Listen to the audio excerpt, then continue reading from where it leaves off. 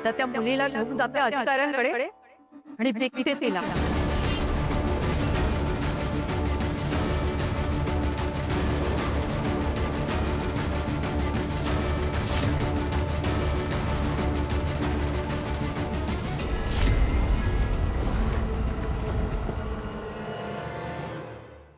गेली कुठे? तर तिला आत बंद करून ठेवलं होतं आणि बाहेरून सुद्धा दरवाजा बंद होता. मग ही गेली कुठे आणि बाहेर पडलीच कशी? चल पोरी सावकाश. हा लय दमलेस बघ. चल इकडनं चल इकडनं. हा ये सावकाश सावकाश. हा खाली बघ खाली बघ. हा दमाना. हा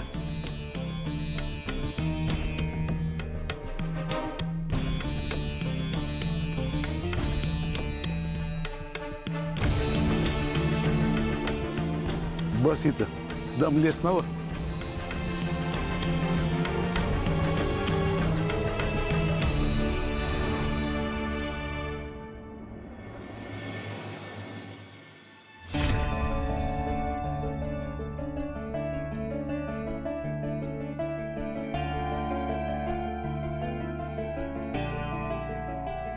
हे तुम्ही माझ्यासाठी आणलात?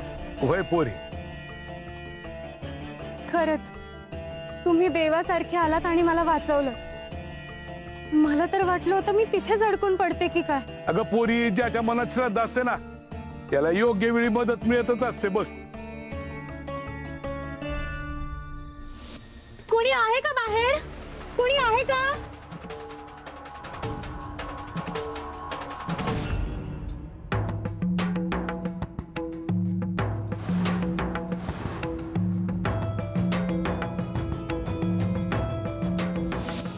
तुम्ही इथे?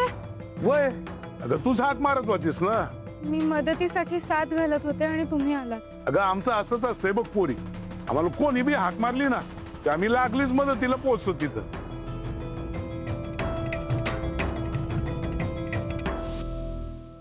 एका क्षणी तर मला असं वाटलं मी तिथेच अडकून पडते की काय, त्या धर्मशाळेत, आणि माझे घरचे माझ्यापर्यंत पोहोचतील अशी भीती वाटत होती. ए पोरी, अगं पोचायची घाई करणं चुकीचं नसतंय ग. अगं पण माणसानं सावध असावं लागतंय.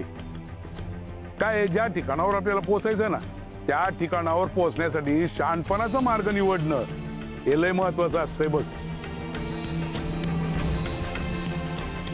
पण मला त्या मावशी फार साध्या सरळ वाटल्या होत्या. त्या मला धर्मशाळेत अडकून निघून का गेले मला कळलंच नाही. पोरी जाऊ दे, झालं ते झालं. पण आता एक गोष्ट ध्यानात ठेव, हसणारा प्रत्येक चेहरा आपला नसतो आणि रागीट वाटणारा चेहरा परकबी नसतोय. भक्ती डोळे मिटायला शिकवत नाही का पोरी. भक्ती डोळे उघडे ठेवून विश्वास ठेवायला शिकवते. पोरी आता तुला एकावर एक लय धक्के बसणार आहेत, पण ते धक्के तुझं आयुष्य बदलून टाकणार आहेत बघ. म्हणजे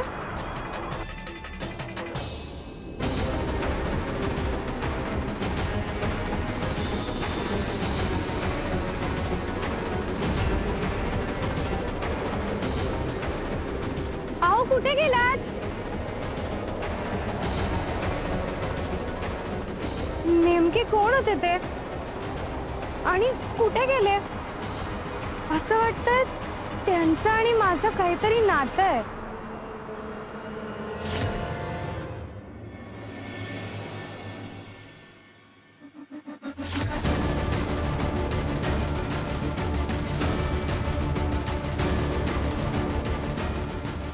स्वामी देवा, हे नैवेद्याचं ताट घेऊन आपण वेशीपर्यंत आलो. आता काय करायचंय? का माघारी वळूया? हो हो हो, मागेच फिरूया. अशी अंधारात बाहेर फिरायची भीती वाटते मला. कविराज, भगवती,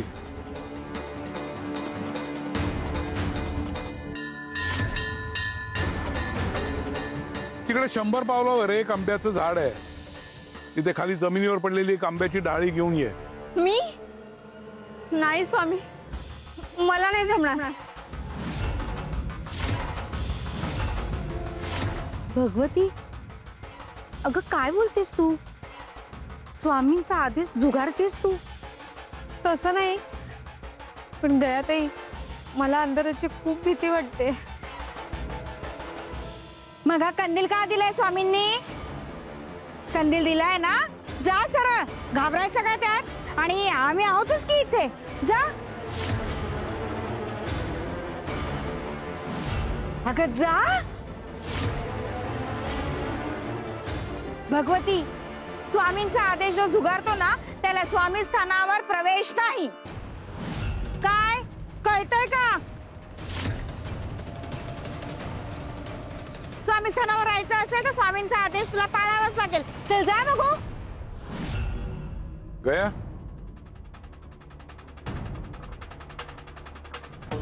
सुंदरे,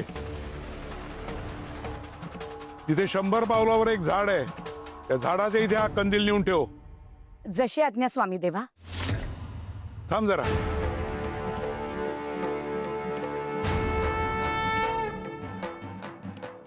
ते नैवेद्याचं ताट आणि पाण्याचा तांब्याही ठेव तिथेच. पण स्वामी, आज तुम्ही नैवेद्य ग्रहण नाही केला, मग हा नैवेद्य झाडाखाली का आणि कुणासाठी? सुंदरा, जा तू.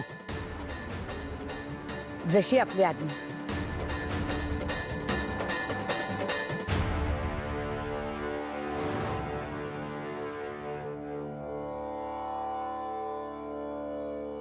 अगं तू थांबलीस का? जा ना. अगं जा.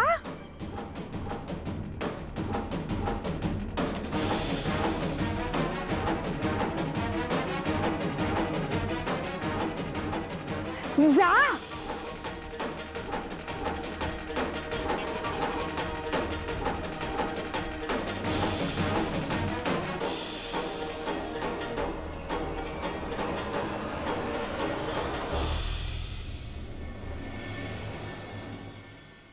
गयाताई, स्वामींचं हे नेमकं काय चाललंय आज? कविराज, स्वामी काय करतायत याची अजिबात कल्पना नाहीये, पण स्वामींची काहीतरी रचना आहे एवढं मात्र निश्चित आहे. रचना पूर्ण झाल्यावर कळेल आपल्याला. आजची रात्र रचनेचीच आहे, एका विशेष रचनेची. आमच्या गंगाचं आयुष्य बदलणाऱ्या रचनेची. ती चालत असते, ती रचना करत असते. गुरु फक्त मार्ग दाखवत नाही, तर तो योग्य क्षणी योग्य घटना घडवतो.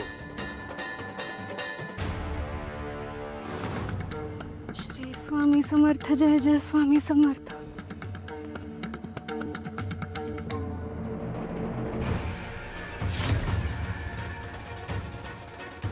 इथे तर कोणीच नाहीये, मग मला असा भास का झाला?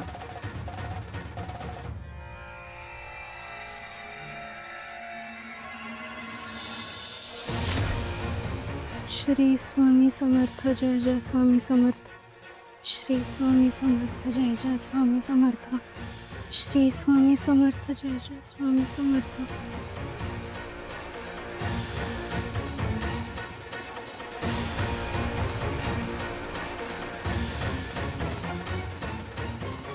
मला असं का वाटतंय कोणीतरी माझ्या मागून चालतंय?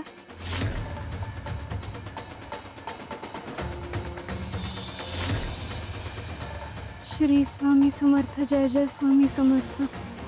श्री स्वामी समर्थ. जय जय स्वामी समर्थ. श्री स्वामी समर्थ. जय जय स्वामी समर्थ.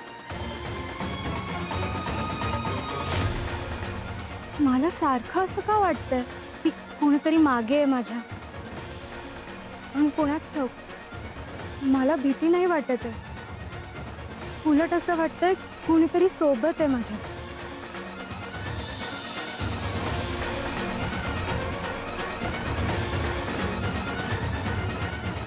श्री स्वामी समर्थ. जय जय स्वामी समर्थ. भक्ताला वाटतं तो एकटाच चालतोय, पण आम्ही त्याच्या पुढेही चालत असतो आणि मागे, पण भक्ताला ते दिसत नाही.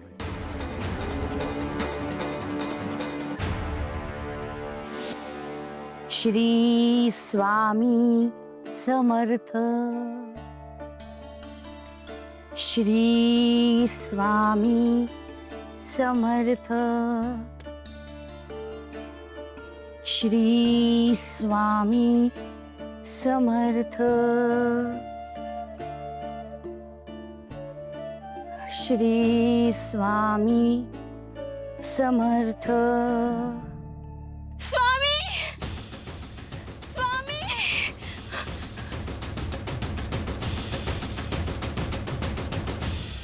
अगं एवढ्यातच परत आलीस? अगं स्वामींनी आंब्याची डहाळी आणायला सांगितली होती ना, कुठे?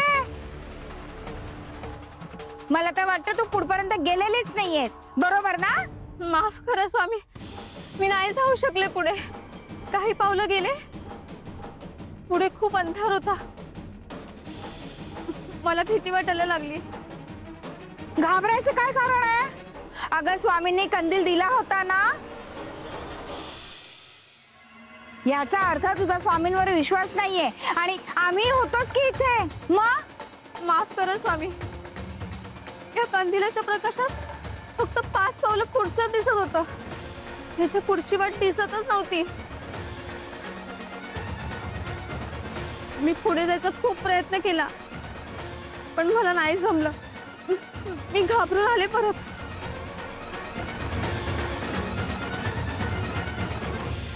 श्री स्वामी समर्थ. श्री स्वामी समर्थ. श्री स्वामी समर्थ.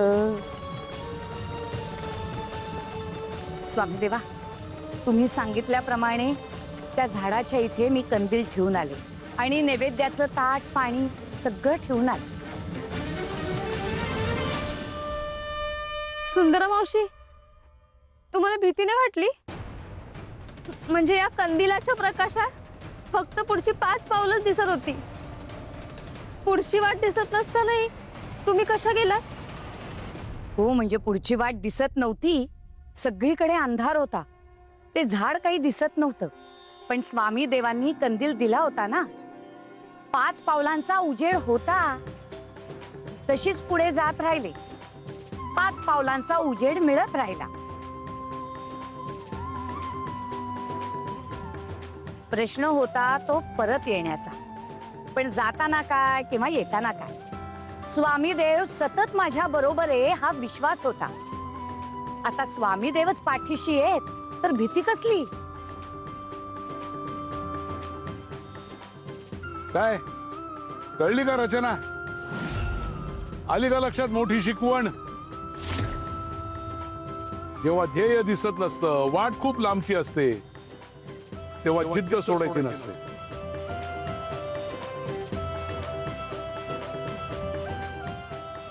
टप्प्याटप्प्याने पुढे सरकत राहायचं, कारण आम्ही पाठीशी असतोच.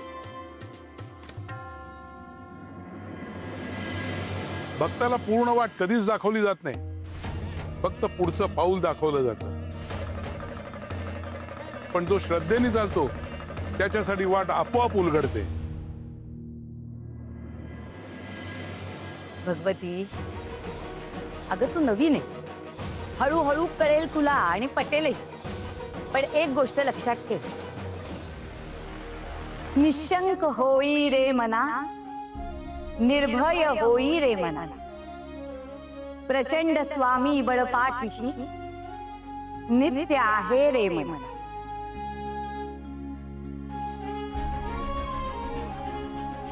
निशंक होई रे मना, निर्भय होई रे मना. प्रचंड स्वामी बळपाठीशी नित्य आहे रे मना. तिच्या ध्येयापर्यंत पोहोचण्यासाठी गंगाने हाच विश्वास मनात बाळगणं गरजेचं आहे. आणि आजची रात्र तिच्या स्वप्नांचा उलगडा होण्याच्या दिशेनं ती पहिलं पाऊल टाकणार आहे. शिवशंकर शंभो.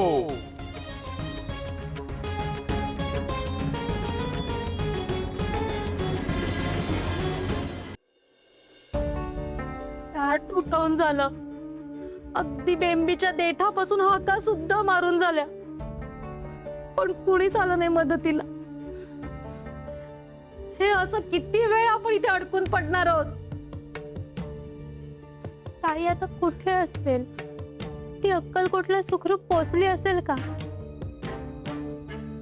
की तिच्यासोबत काही वाईट तर नाही ना घडलं वाटेत? नाही, गंगा सोबत काही वाईट घडणार नाही. पण जर एव्हाना गंगा अक्कलकोटला पोचली असेल तर? नाही, ती अक्कलकोटला गेली तर तिचं आयुष्य उद्ध्वस्त होऊ शकतो. अगं आई, नेमकं काय आहे त्या अक्कलकोट मध्ये की ताईच्या तिथे जाण्याने तिचं आयुष्य उद्ध्वस्त होईल? तुम्ही दोघं तिला का जाऊ देत नव्हतात? तुम्ही नेमकं काय लपवताय आमच्यापासून? ताईचा असा कुठला भूतकाळ आहे जो अक्कलकोटशी जोडलाय? गंगा काही झालं तरी अक्कलकोटला पोचली नाही पाहिजे. पण त्याआधी कसंही करून आपल्याला इथून बाहेर पडायला हवं. आई त्या गुरुजी काय म्हणालेत हे आठवतंय ना तुम्हाला? ताईचं अक्कलकोटला जाणं जोपर्यंत तुम्ही नाही स्वीकारत तोपर्यंत आपण तिच्यापर्यंत नाही पोहोचू शकत. अहो माधवराव, गंगाचं अक्कलकोटला जाणं तुम्ही स्वीकारलं तर आणि तरच तुम्हाला तिच्या लग्नाचं साक्षीदार होता येईल. हो, बाबा तुम्ही स्वीकारा ना. मला वाटतं तेव्हाच आपली इथून सुटका होईल. त्या गुरुजींचं बोलणं मनावर घेऊ नकोस यामिनी. हे सगळं विसर आता. अगं आई, कसं विसरू ग? त्या गुरुजींनी ताईच्या लग्नाबद्दल सांगितलं आणि आधीचे गुरुजी तेच म्हणाले.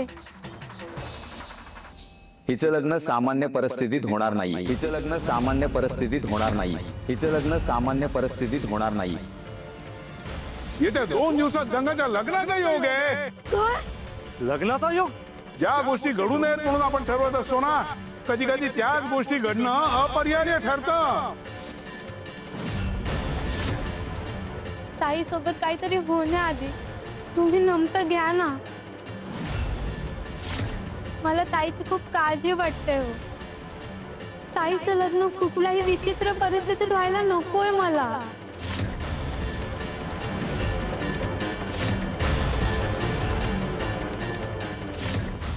श्री स्वामी समर्थ. जय जय स्वामी समर्थ.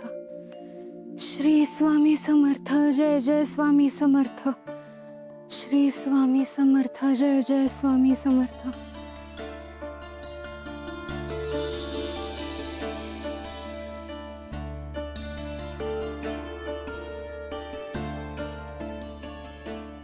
श्री स्वामी समर्थ. जय जय स्वामी समर्थ. श्री स्वामी समर्थ.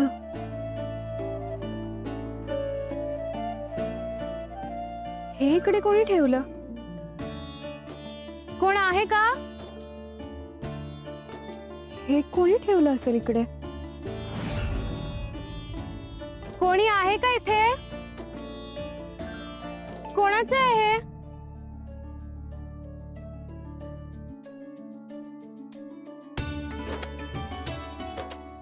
कोणीतरी असेल, जवळपास गेलं असेल.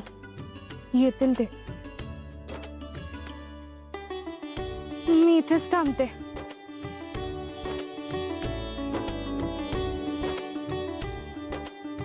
श्री स्वामी समर्थ. जय जय स्वामी समर्थ.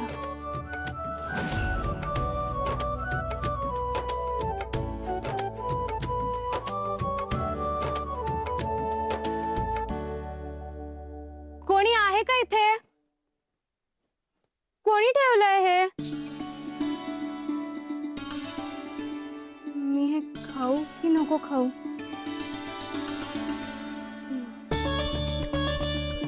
नाही नाही, नको. ज्यांनी ठेवलंय ते आले तर नको.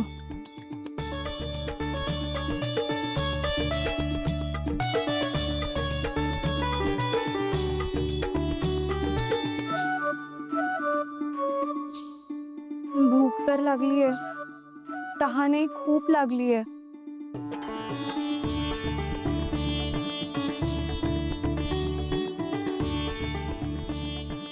श्री स्वामी समर्थ. जय जय स्वामी समर्थ. श्री स्वामी समर्थ. जय जय स्वामी समर्थ.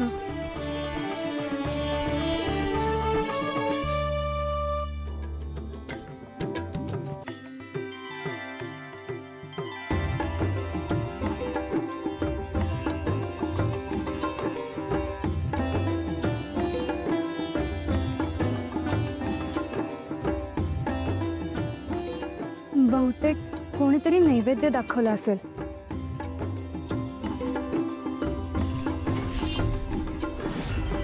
कदाचित स्वामींनी माझ्यासाठी ही सगळी व्यवस्था केली असेल तर.